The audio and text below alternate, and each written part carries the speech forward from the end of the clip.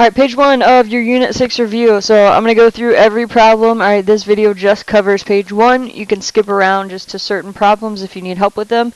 And then if you're looking for questions beyond page 1, you need to go back and find another video. Okay, so we are simplifying radicals here. This is square root of 100y to the 10th. Well, the square root of 100 is 10, so I don't need to draw a tree or do anything because I have a perfect square. I know what the square root of 100 is. Alright, and then y to the 10th, remember this is a square root, so I'm looking for groups of 2. 10 divided by 2 would be 5, so this is 10y to the 5th. Alright, here, negative cube root of 8k to the 9th. 8 is a perfect cube, so this negative is going to stay out there. The cube root of 8 is 2. And then k to the 9th, I'm looking for groups of 3. There are 3 groups of 3 out of those 9 k's. Okay, again, 144, and we're taking the square root. That's a perfect square, so that negative stays there. The square root of 144 is 12, all right, and then for the variables, I'm looking for groups of 2. So in m to the 10th, that is 5 groups of 2, and z squared, that is 1 group of 2, or just z. Okay, here we have the cube root of 24, z to the 5th, r to the 9th. 24 is not a perfect cube, so I'm going to do a tree. Alright, I'm going to break 24 apart into 8 and 3. 8 is 4 times 2, and 4 is 2 times 2. So because this is a cube root, I'm looking for groups of 3. So I have 2 there. So my 2 is going to come outside. And then in each of these variables, I'm looking for groups of 3. So in z to the 5th, there is 1 group of 3. And left over inside my cube root, I have this 3 from the 24. And then if I take a group of 3 out of there, there are 2 z's left, so that is z squared. Okay, r to the 9th, there are 3 groups of 3 right there, and so here is my simplified answer. Okay, fourth root of 16a to the 8th, b to the 12th. 16, I can take the fourth root of that. That is just 2. All right, so no need to make a tree because it's perfect.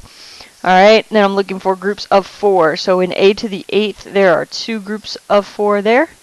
And in b to the 12th, there are 3 groups of 4. The square root of 75y to the 3rd. 75 is not a perfect square, so I'm going to do a tree. Alright, 75 is 25 times 3, and 25 is 5 times 5. Square root, so I need groups of 2 or pairs. Okay, so 5 outside. And this leftover 3 inside. Alright, y to the 3rd, there's 1 group of 2 in there, so that gives me a y outside, and then if I take out that group of 2, there's 1 y left, so that gives me a y inside. Alright, anytime we have addition or subtraction, we are looking for things that have the same index and same radicand. So same root and same number under it. So all of these square roots of 10 I can combine. The coefficient here is 1, and then remember when we combine, we're just combining like terms the same way you did if the square root was a variable. So 4 plus 6 would give me 10, minus 1 would give me 9, square root of 10. And then this plus 2 has nothing that can go with it, so it just stays there. Okay. Here, I have 2 different roots of y. So what people forget all the time is there's a 1 here. So I have 1 square root of y plus 3 square root of y. That is 4 square root of y. The square root of x has no like terms here, so I'm going to copy it down. Just regular x has no like terms, so I'm going to copy it down. And that would be as simplified as I can get this. Okay, number 9, we have the square root of 75 plus the square root of 108. Now right now those are not like terms, so what I need to do is simplify these to see if they can be combined after I simplify. So 75 breaks apart to 25 times 3, and 25 is 5 times 5, so there's my pair. So 75 changes to 5 square root 3. And then I'm also going to do a tree for 108.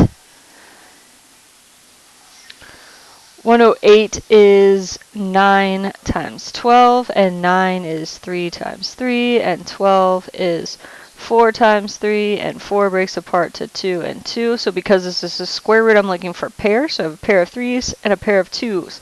That's going to give me a 6 on the outside, and this 3 left over on the inside. Now these are like terms because they have the same number under the square root. So 5 plus 6 would give me 11 square root of 3. Okay. Number 10, same thing here. We do not have like terms, so we need to simplify what we can. Well, 64 is a perfect square, so I'm just going to go ahead and take the square root of that. The square root of that is 8, so now this is 8 times 8. And then 96, I'm going to do a tree for. Okay.